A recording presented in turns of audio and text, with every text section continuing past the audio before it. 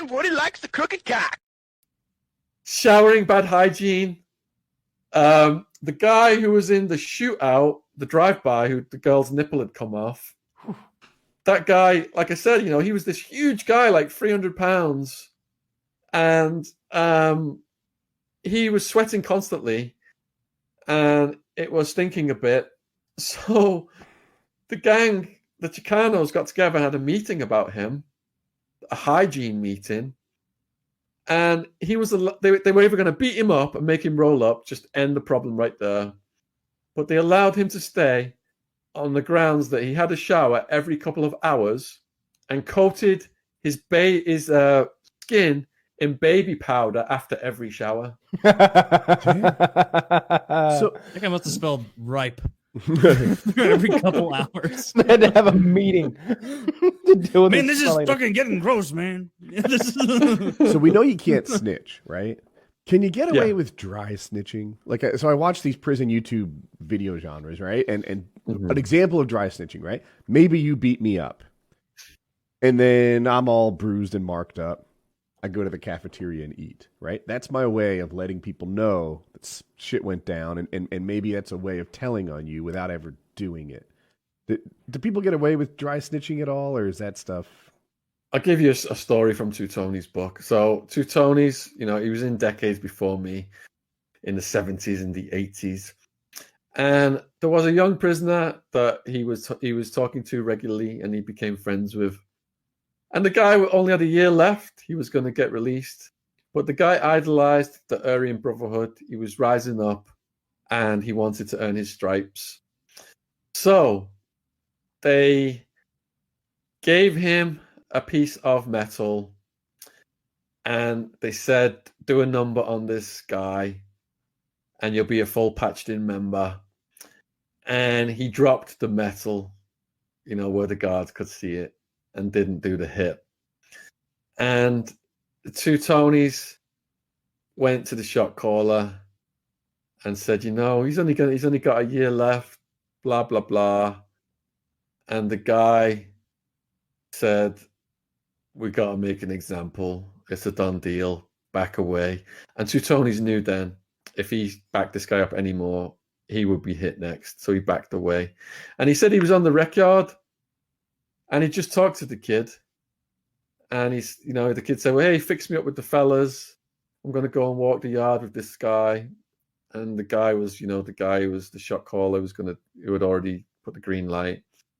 And Two Tonys saw the torpedoes, the probates digging up the shanks on the rec field. And the guy's got his arm around, like the youngster telling him, you're going to be all right. And then they just come up and did the hit. And he said, yeah, and it really affected Two Tonys. And he said, it made him want to help people later on in his life. Two Tonys was released from that sentence. And the guy who was responsible for that hit, he ends up showing up at Two Tonys' house when he got released. And Two Tonys helped him out because they were all clicked up, these Aryan Brotherhood guys. But then the guy started to take over Two Tonys' house. He moved the crystal meth chemist in. And Two Tonys knew this guy was going to kill him. So Two Tonys said, look, let's go and do this robbery in Flagstaff, I think it was. And he's driving up there with him and he knows, they've got a gun and they're going to take him out. Two Tonys gets out of the car at a gas station, just turns around at the window and just fucking shoots the guy and kills him. So he did kill the guy eventually. Wow. So yeah, they put a hit on that young guy with only a year left. Yeah. I'm naively still hoping a hit means he got like a black eye. No, he's dead. He's dead. Yeah. He's dead, huh? Shanked in the femoral artery and shanked in the chest plate. And he didn't survive that. That's the quickest way to go. They'll get your heart and they'll get your femoral artery. Because I've got a video on my channel of an Aryan Brotherhood gang member murdering another prisoner who had refused to beat someone up for the gang. and he doesn't have access to a shank or anything. And bear in mind, this is the Maricopa County Jail's security camera. The guard is supposed to be watching this, stopping any trouble. So what happens is the prisoner goes back to his cell. Everything seems fine with the gang members. The shot caller, what was his name? Van Winkle or something. He walks up the stairs, goes in the cell.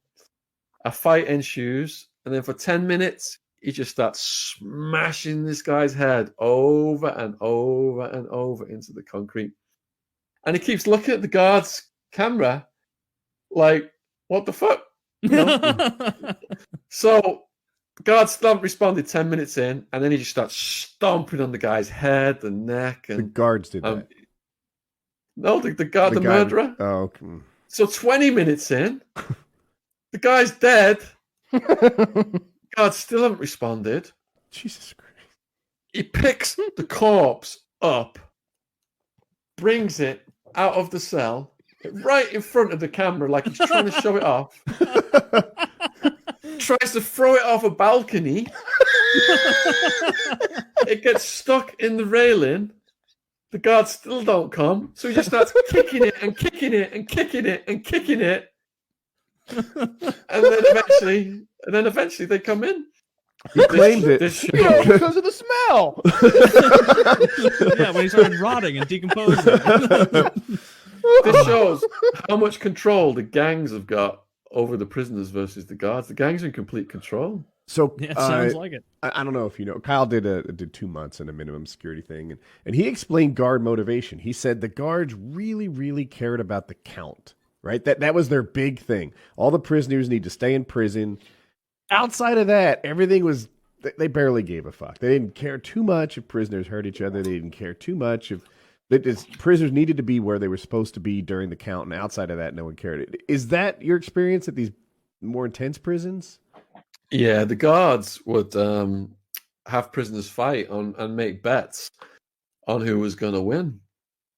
And that race riot situation, the head of the Whites was this guy called Gravedigger. He was like a cage fighter, 6 foot something. He had like the devil as a puppet master on his chest. And there was a guard who just used to love watching him fight. And he'd have guys like pinned down on the floor, and he'd be using his elbows as chisels, just one after the other, into the person's face until they were just in like a bubbling pool of blood. And the guard would love it. He would just be watching it. I'd like yeah, to see so that. That's pretty cool. Don't fuck with the count, though. Fuck with the count, and you are through, man. Did the guards ever use the other, like, so I used to know a couple prison guards, and they used the inmates to discipline